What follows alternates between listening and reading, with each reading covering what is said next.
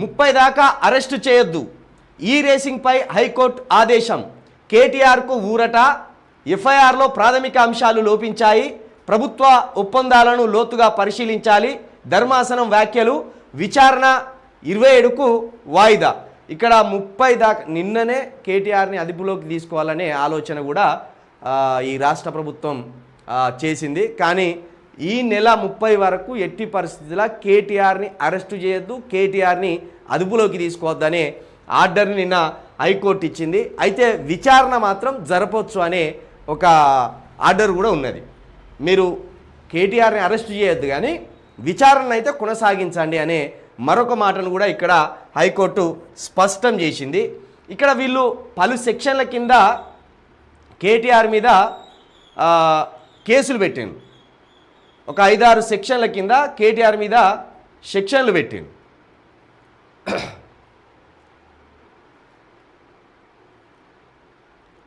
ఇదే ఏ సెక్షన్ల కింద అంటే, ప్రభుత్వ ఆస్తిని దుర్వినియోగం చేశారనే ఆరోపణలకు ఆధారాలు లేవని సుందరం చెప్పారు. కాబట్టి అవినీతి నిరోధక చట్టం 1988లోని సెక్షన్ 13(1)(a), సెక్షన్ 13(2) పిటిషనర్ కేటీఆర్కు వర్తించవని అన్నారు. ఐపీసీలోని 120B 409 సెక్షన్ల కింద కేసు నమోదు వెనుక కుట్ర ఉన్నదని చెప్పారు. ఇలాంటి తీవ్ర నేరాభియోగాలతో కేసు నమోదు చేస్తే 41A నోటీసు ఇచ్చి పిటిషనర్ను విచారణ చేయవలసిన అవసరం లేకుండా కుట్రపూరితంగా చేశారని తెలిపారు. రాజకీయ కుట్రతో పిటిషనర్ను జైల్లో పెట్టాలనే కుయుక్తి ఉందని అన్నారు. నిజానికి ఒక సామాన్యున్నే ఒక నేరం మోపినప్పుడు అది హత్య కాకుండా, అత్యాచారం కాకుండా ఆర్థిక నేరాలకు సంబంధించి సామాన్యులకు కూడా నోటీసులు ఇస్తారు. ముందు నోటీసులు ఇచ్చినాక విచారణకు ఆదేశిస్తారు. అప్పుడు ఎవరైతే నేరం మోపబడి నిందితుడుగా ఉంటారో ఆ నిందితుడు ఆ తర్వాత విచారణకు హాజరవుతారు. లేదా తనకున్న పరిమితుల మేరకు కోర్టు నుండి స్టే ఆర్డర్ తెచ్చుకుంటాడు, లేదా ఆ కేసునే కొట్టేసుకునే ప్రయత్నం కూడా జరుగుతుంది. ఇక్కడ నోటీసులు ఇవ్వకముందే కేటీఆర్ను అరెస్ట్ చేయాలని చూసింది. నోటీసులు కేటీఆర్కు ముట్టకముందే నిన్న అదుపులోకి తీసుకొని కేటీఆర్ని జైలుకు తరలించాలని చూసింది. ఆ క్రమంలోనే నిన్న హైకోర్టు అడ్డుకున్నది. ముందు విచారణ కొనసాగించండి, కేటీఆర్కి నోటీసులు ఇవ్వండి అని చెప్పింది.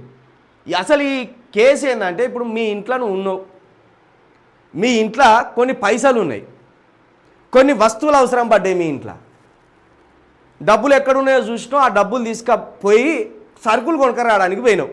ఉదాహరణ చెప్తున్నా. ఇంట్లో నాన్న వచ్చిన పైసలు ఎవరు తీసిను అన్నాడు. నేనే తీసిన, పలాని సరుకులు అవసరం ఉంటే కొనుకొచ్చిన.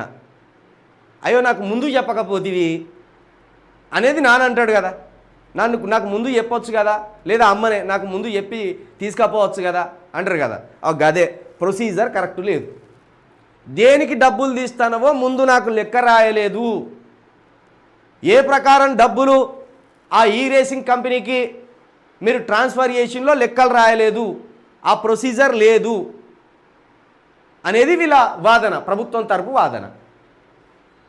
ఇక ప్రభుత్వాన్ని కూడా ఆ ఎఫ్ఐఆర్కి సంబంధించిన అవి కూడా దాఖలు చేయాలని చెప్పింది.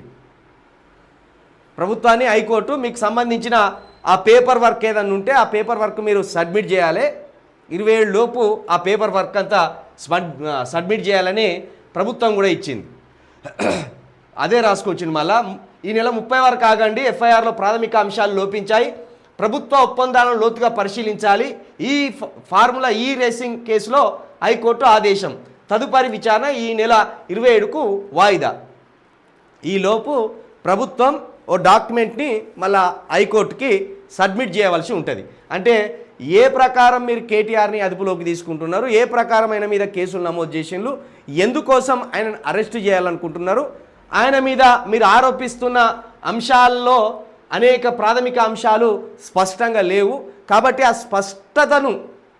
స్పష్టతకు సంబంధించిన మీరు ఒక డాక్యుమెంట్ తయారు చేసి హైకోర్టుకు సమర్పించాలి అని వాళ్ళు 27 లోపు వాళ్ళకు డెడ్ లైన్ పెట్టాను. మరి ఆ లోపు మరి ఇంకే రకమైన ఆధారాలు ఈ ప్రభుత్వం హైకోర్టు వారికి సబ్మిట్ చేస్తుంది అనేది కూడా చూడాలి. మొత్తానికైతే 30 వరకు కేటీఆర్కు ఒక బిగ్ రిలీఫ్ దొరికిందని అనుకోవచ్చు. ఎందుకంటే హుటిన నిన్న మొన్న సాయంత్రం కేసు నమోదు కాగానే నిన్న పొద్దున వరకు కేటీఆర్ని అరెస్ట్ చేసి జైలుకు తరలించాలి, ఈ బయట ఉంటే సాక్షులను తారుమారు చేస్తాడు అనే ఆలోచనతో చెంచల్గూడకు తరలించాలని చూసింది.